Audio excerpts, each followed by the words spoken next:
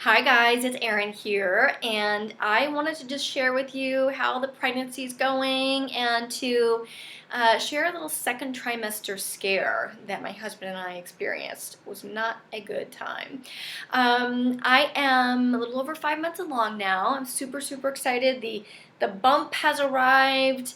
The boobs have arrived. I am definitely feeling pregnant. I am really glad to be over the first trimester though. I spent about 4 months in near bed rest. I call it my 4 month barfathon because I was sick for the whole time. And my body at this point is paying for it. Whether you're pregnant or not, if you're not eating enough food, then you will catabolize and break down your own muscle tissue for energy. And that has been something that I've really not enjoyed about this experience. My muscles are almost gone, and I am sporting some lovely cellulite. It's a good time. Anyway, so I just wanted to share with you now that the first trimester is behind me and into my second trimester.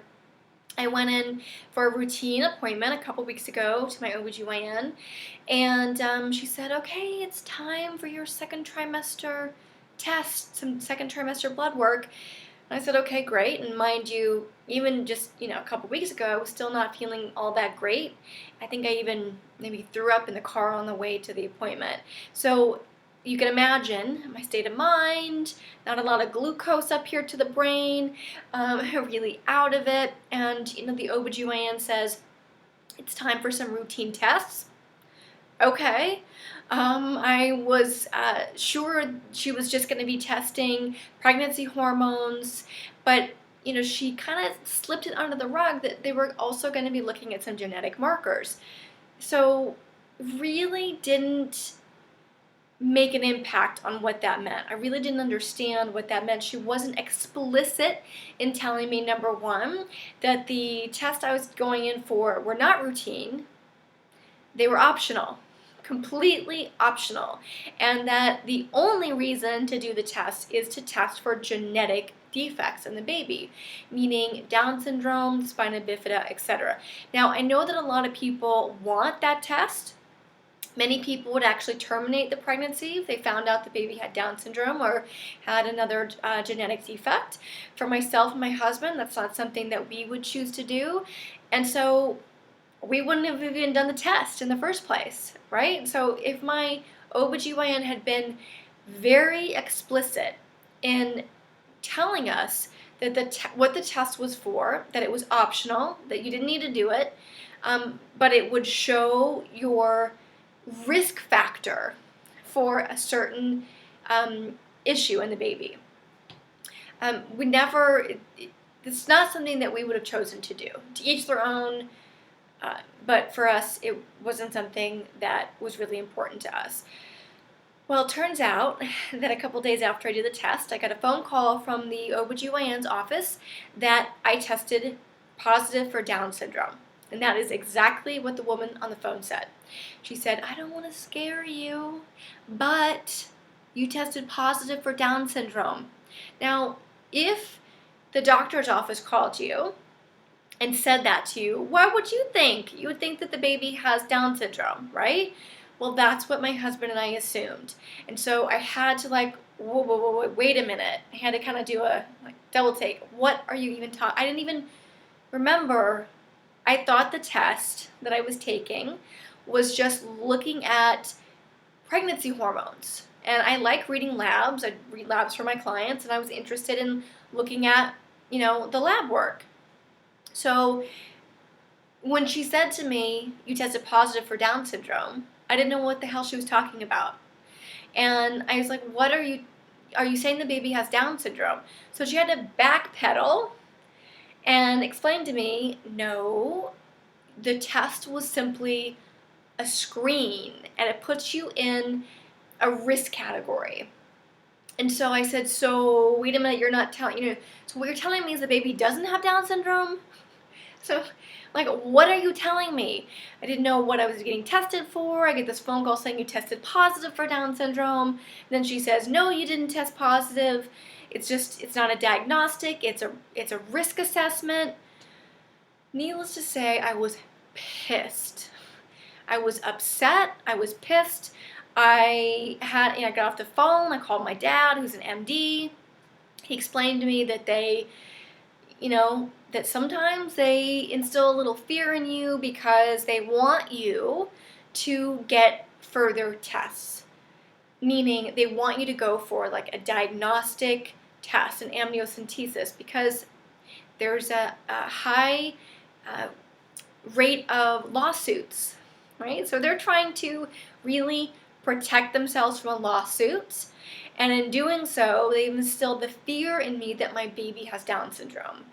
And I think that it was could have been handled much more professionally. As someone who does support people in their health, there is a much more appropriate way. First of all, you want to thoroughly explain what the test is, right?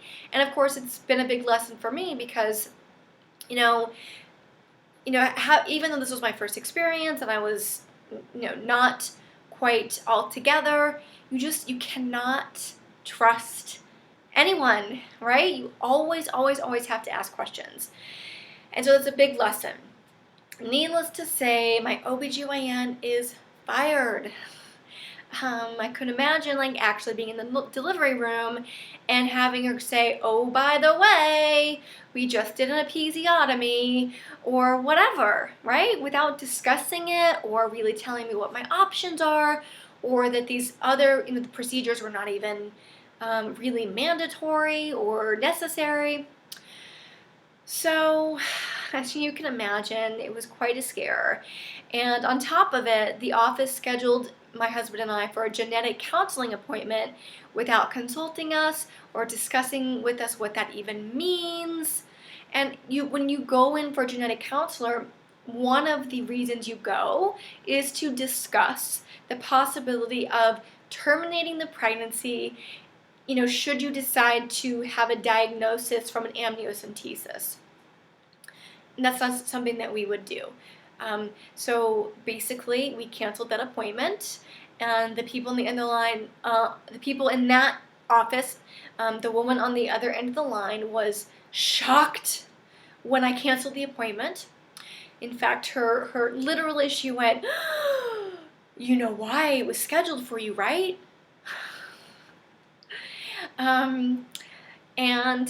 Yes, I know why it was scheduled for me, but we're not coming in for the genetic counseling appointment.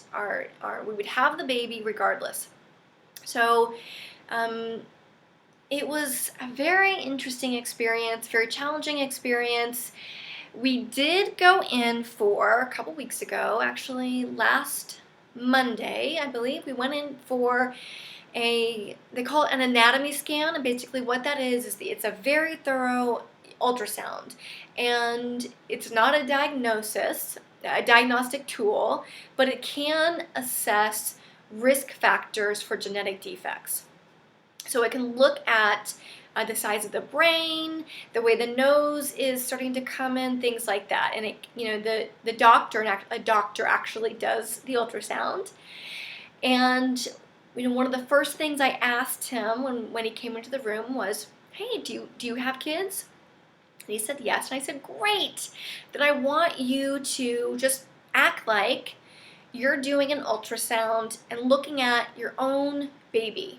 Do your best to be as thorough as possible and try not to instill a lot of fear, and just, be honest with what you're seeing. I would really, really appreciate it." And he was really great, and he said, "You know what, I don't see any risk factors for any genetic defects whatsoever.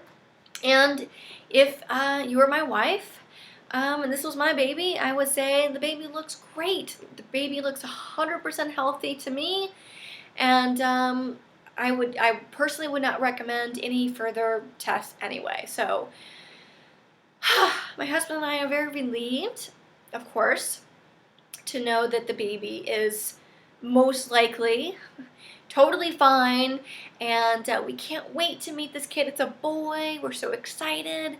If you're currently pregnant, or if you had a similar experience, in your second trimester, I'd love for you to share your story and to share any thoughts you have. You can leave me a comment below the video, and I'd love to hear from you.